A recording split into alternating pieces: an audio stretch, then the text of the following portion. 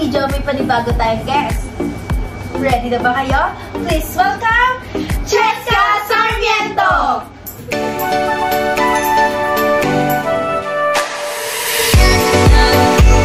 Hi guys! Nandito na ang aming guest. Let's start! Yan, sige. Pakilala mo muna yung sarili mo, anong pangalan mo, age, at saan ka nag-aaral ngayon. Hi guys, pangalan ko is Francesca Sarmiento, 18 years old, and nag-aaral ako sa PPSU. And ang course ko is Bachelor of Early Childhood Education. So, ang unang segment natin ay ako ito, hindi ako ito. Ayan, kapag hindi ako ito, dapat ang isasagot na hindi ako ito. Kunwari, kumakain ka ba ng gulay, ang itataas niya ay hindi ako ito. Pero kapag sinabi maganda, ang isasagot ay ako ito. Ayan. So, ayan. Let's start. So, para sa unang statement, marunong sumayaw. Okay. Sa pangalawang statement, maganda ang boses. Uy! Ano ba? Hello! Sample na nandiyan. Sa pangalawang statement, malakas kumain. Ah? Wala na naman kayo. Sa ika-apat na statement, nag-exercise. Yun lang. Okay, sa panglimang statement, nagka-fracture na. Oh, okay. Yan. Sa pang-anim na statement, matangkad. Ay! Sa prank! Magusin na rin. Sa ika-pitong statement, maganda. Okay, syempre, kailangan human empower. Baby! Uy! Ay, maganda ka! Wow. Ito. Lahat ng tao maganda. Talas! Next, last one. Sexy. Hindi kasi siya marunong mag-exercise, guys. Kaya ganun. Pero chubby can slay naman. Uy! Chubby can slay! Sorry! Malaya! Word of the day. Sa next statement naman, ang nakalagay dito, nakaranas ka naman ng depression. I think that naman. Sa ikalawang statement, matalino sa math. Uy! Ano na? Hindi na kayo magpapaturo. Pinapangarap lahat yan. Sir, kailangan ko tatabi ko. Ay! Next na statement, magaling sa recitation. Okay lang. At least magaling sa math. Yes, yeah. Save mo tayo sa recitation ng buong sa recitation. And last statement, Marunong mag-advise. sa'yo pala kami lalaki sa'yo. So, ayan. Dito na natatapos ang ating unang segment. Ito ay, ako ito. Hindi ako ito. Sa pangalawang segment, guys, meron tayo ditong bowl na naglalaman ng mga iba't ibang klaseng questions. So, let's start. Let's go. Ready ka na ba? Tanungin natin siya. Ready ka na ba? Ready na. So, let's start. Oh, dahil Miss Universe ka, ako ang mababasa ng question mo. Okay. Ano ang biggest regret mo sa buhay mo? Marami yan, syempre. And yung pinaka-biggest regret ko siguro yung hingit ko yung father ko. Na hindi ko alam yung reason niya kasi siguro maraming sinasabi sa akin yung bata ko. Tapos nalaman ko lang siya nung senior high school na ako. So, kamusta naman kayo ng father mo? Ngayon wala na yung father ko. Kaya naging biggest regret ko siya kasi hindi ko na siya nakita. Kasi dapat uuwi siya nung debut ko. Kaso, yun nga, nag-3 job siya para makaipon siya pa uwi sa amin. Kaso, yun nga, na-accident siya. So, when siya? Kailan siya? Last year lang, March 1. Napuntahan niyo naman siya? Hindi, kasi Bicol kasi yun. So, wala kami din pera. Eh, magastos din kasi kami. Kaya, malaki din yung kami ng hindi lang talaga nila. So, paano mo siya nasabi sa family mo, lalo na sa bunsong kapatid mo? Actually, 3 days na ako lang yung nakaalam. Kasi, syempre, iniisip ko may pakiba sila. Kasi, ayun nga, ayun na sa tatay namin. Tapos, Pangalawa, matagal, sobrang bata lang ng kapatid ko na nung nawala yung iniwan kami ng papa ko. Kaya hindi ko alam kung gano'n na siya, namiss niya ba. Kaya nilapitan ko yung pinsan ko na sobrang close ko siya. Sabi ko na, ayun nga sinabi ko na wala na yung papa, ganyan. Sinabi ko, ay, tulungan mo ako, sabihin natin kay Boy. Yun nga. Tapos, nung sinabi, sabi niya, umiyak daw. Tapos, iniwan niya muna saglit sa kwarto kasi ayaw niya din, pareho kami, na ayaw namin minakitang umiiyak. Ano naman yung naging reaction ng mama mo nung nalaman niyo? Wala. Yun yung, hindi naman naiinis, pero parang nakaano lang na parang wala silang pinagsamahan. Wala siyang naging reaction. Ang iisip niya lang na yun na naman namin, yun na naisip niya. Pero hindi siya nalungkot. Nalungkot lang siya siguro for us. Pero hindi siya nalungkot dahil nawala siya. Proceed na tayo sa next question. guys. Ayan. Ang pangalawang katanungan. Kamusta ang status ng pamilya niyo? Ayun nga, naghiwalay sila nung grade 5 ako, mag-grade 6 na. Tapos hindi ko talaga alam kung bakit sila naghiwalay. Tapos sabi ng lola ko, hindi na kakausapin yung tatay niyo, ganyan. Walang trabaho. Ayun na yung narinig ko na umalis siya sa trabaho. Pero hindi namin alam kung bakit. Siyempre kami bata kami, paniwalain, ganyan. Tapos nung, ayun nga, nalaman namin na yun nga yung dahilan, dahil lang umalis siya sa trabaho niya, tapos gusto niya pala kami makasama, ayaw niya lang malayo. Hindi namin alam yun. So, hinate namin siya hanggang sa magsi-senior high school kami. Tapos, nung yun nga, nagkaroon kami ng communication, nalaman namin talaga na ayun pala yung reason. Tapos, syempre, nakakaano lang.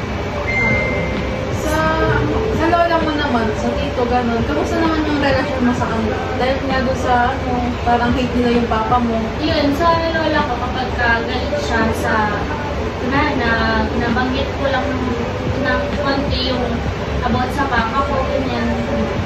May parang parinig. Siyempre, may inis ako. Kasi siyempre, respeto na din. Kasi wala na eh. Lang ibalik yung past, kahit na alam naman namin na wala namang pala talagang ginawa. Kung bibigyan kang pagkakataon, ano yung message mo sa papa mo? Syempre, sorry. Kasi, yun nga, kasi hinate ko siya eh. Sinabi ko sa kanya na ba't ginawa mo yun, ganyan ba yung iniwang. Tapos, syempre, hinate ko siya kasi nagkaroon siya ng anak. Kasi mga giwalay sila, siguro mga ilang taon bago siya nakahanap ng bagong pamilya. So, yun yung isa pa din sa reason, baka kahit kaya hinate namin siya. Akala namin na-cheat siya. Hindi pala. Yan. Nag-iwalay sila bago magkaroon ng gano'n. So, hinate ko siya, may anak na siya, ganyan. Tapos, yun nga, small ako sa kanya talaga. Sabi, okay lang na hindi kami nagkita ngayon. Basta buhay siya. Kasi hindi yung kapatid ko sa kanya. Yun, bata pa yun. 5 years old pa lang. Wala ni papa ko. Pero napatawad mo naman ba yung papa mo? Matagal ko siya napatawad. Nagkaroon kami ng communication before mag-Christmas. So, kayo din yung magandang reaction sa communication naman. Subject lang. Sobrang regret talaga. Talagang regret yun. So, next question tayo, guys. Nangilang siya. Oh my God, Naalala sa siya kami sa kwento, guys. Next, Ang next ay, gusto mo ba talaga ang kursong ibuhan mo? Nag-jump ang aming question, guys. Yes! Hindi ko talaga gusto yung course ko. Talaga. Hindi ko gusto maging teacher. Never ko naging gusto maging teacher. Kasi yun nga, nakikita ko masusunod yung mga teachers. Tapos, no choice talaga kasi kami. Kasi nga, sabi nga ng kailangan namin mag-evolve. So, malapit lang yung BPSU develop yan sa amin. Kaya sabi ko, sige, go na lang to. Nung nag-immersion kami, tapos nag-tour kami sa BPSU, nakita ko yung mga, kinder nila doon. Sabi ko, cute naman ganyan. Sabi ko, ayun na lang kukunin ko course, yung early education. So, masaya naman ngayon, as of now. Hindi pa din. Pero pinaninindigan ko naman. Pero imposible talaga na after makagraduate, paninindigan ko yung mag-teacher. Yun yung mahalaga, pinaninindigan. Yes, Uy, sir. mga... Uy! Wow. So, next question. Ako dalawa. For your next question, kailan ka nagkakaroon ng unang connection? Grabe naman yung karelasyon, di ba? Nag-jump yung question mo seryoso. Uy, ano ba? Kaya talaga yung Sino ba maganda talaga ang first Walang love ng drunk isang name. Francesca Sarmiento? Walang drunk name, pero Parang kinikilig. Di ba naka-move on, guys? hindi yung kinikilig, nakakahiya yun kasi bata pa ako noon, grade 8 lang ako noon eh. Uy! Tapos, Papi lang. syempre, oo. First Eh, love. naisip ko na parang ano lang siya. Makawala lang, parang laro-laro lang yun. Kasi bata. And, isang taon kami. Parang lahat Sabi ko, naman parang nakakalala. parang serious siya. Tapos, nalegal pa kami. Wow. Pero hindi siya tanggap ng family ko. Bata pa eh. Hindi tsaka ayaw niyan magpakilala. Ito ako. Hindi natakot eh. Kasi na-accident na ako na wala, hindi ko siya pumunta. Yung dapat na maliligo sa akin, hindi pupunta sa amin. Wow! Ganda ng ate nyo. Oh, yes. Pero ano, kailan nalaman ng family mo yung about sa inyo? Nag-grade 8 din yan. Pero ano kami, 3 months na kami nun. Oh, tago ah. Ewan ko kung Christmas party yun or kalimutan ko. Basta may event dun eh. Intrams ata. Christmas party or Valentine's yun siguro. Nagsusuklayan yan. Oh my God! Sinuklayan ako. Oy, Tapos bigla may kumatok sabi, ay, nandito na yung nanay mo. Tumakbo siya hanggang doon sa CR ng CR ng room namin. Tapos sabi, pinakilala na. Kinausap siya. Sincere naman na sabi nung, Uy, alam, parang Papi love pero sincere na, guys. yes. Prima. Hanggang ngayon ba? Meron ka pa rin karelasyon? meron pero hindi na siya. Worth it naman ba? Gaano na kayo katagal ng karelasyon mo? Ngayon, 6 months. Oh my God! 6 months and counting. 6 months and forever. Isa pa yun sa dapat maliligaw sa akin before yun. Kasi grade 7 yun eh. Yung ngayon, yung jowa ko ngayon, grade 7 siya nagka-crush. Tapos sabi ko, wag muna kasi bata. Grade 8, nanligaw siya. Pati yung magtitingin pala sila. Oh my God! Ganda na ko nakisa natin. Alam mo na. Hindi nagagawa. Ano yun? Sorry. Tablo po yung mga ganda namin dito. Kaklase ko yun. Legats. Egus. Kaklase ko kasi yung jowa ko ng grade 8. Siguro mas nag-close ko siya. Ibig sabihin, yung boyfriend mo ngayon, kaibigan mo na rin siya, ano mo na siya dati, kilala mo na siya dati. Kumbaga dati, gusto ka niya lang i-pursue, pero ayaw mo pa sa kanya. Nga, yung jowa niya na. Sorry, Christina, di mo kaya yun. Hindi na lang ako magpapalala. Uy! Parang ako na lang hindi magtotok dito.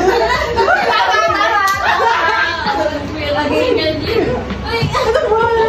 For the next, Question, guys.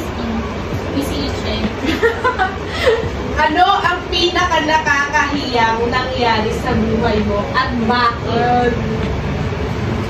Hala, wait lang. Nakakahiya. Siyempre, nakakahiyang pangyayari eh. Hala, hindi ko alam. Kasi yung nakakayang moment ko, recent lang. Isa lang na may nakakaalam, so hindi nakakaya yun. Oh my God! Kaya mo bang i-share? Hindi talaga. Okay. Respect. Respect. Okay. Next question. Uy, isa na lang. Oh my God! Yun. Ano ang pinakamagandang nangyari sa buhay mo na gusto mong baunin hanggang sa pagtanda mo? Nangyari, Siguro yung yung nalagpasan ko lahat ng problema ko siguro simula ng bata ko. Kasi sobrang bata ko, hinarap lahat ng problema eh.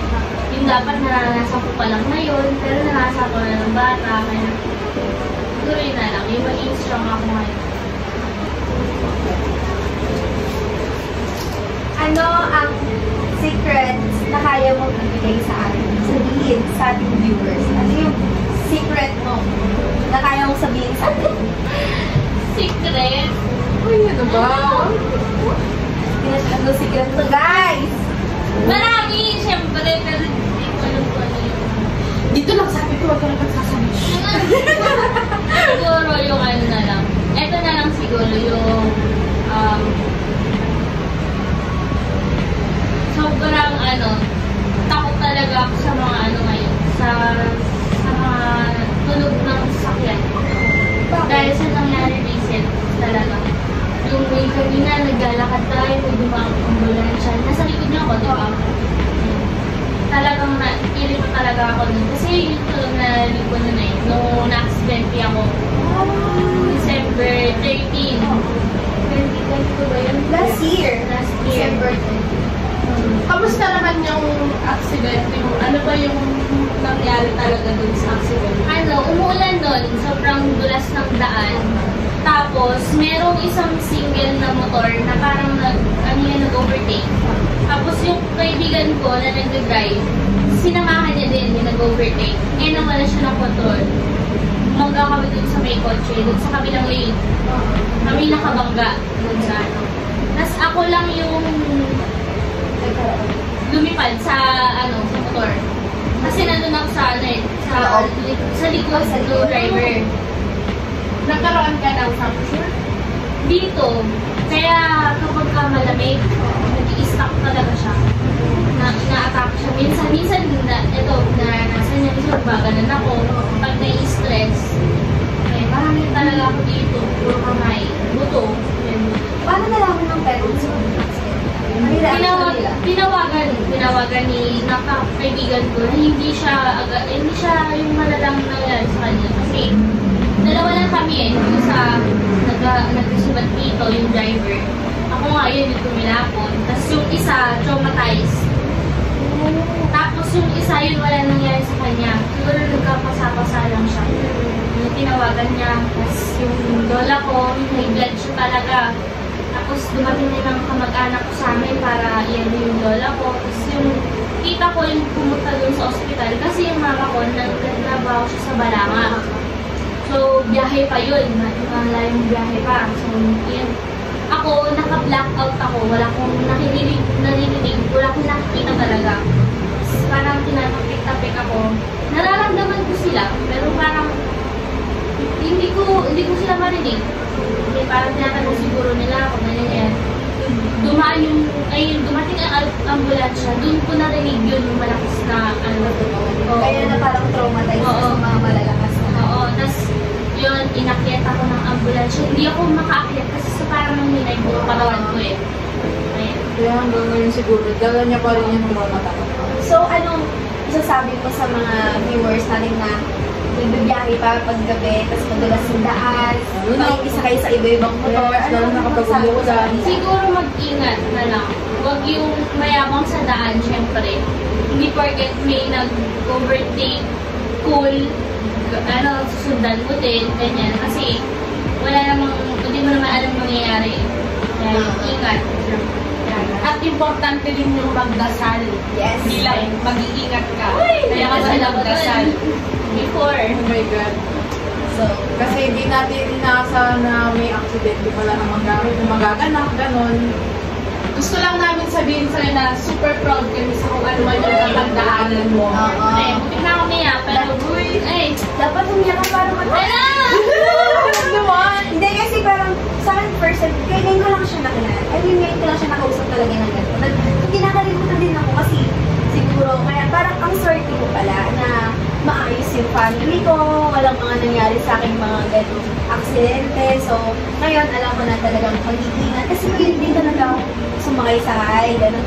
sama dito, sama doon, gano'n. So, Kaibigan. ngayon, oo, di ba? Oo, yun. Basta umuo talaga ako sa kaibigan ko. Kaya ngayon, alam ko na kailangan talagang mag-ingat. Tapos, magpasalamat po kami meron ba talaga. So, ayun.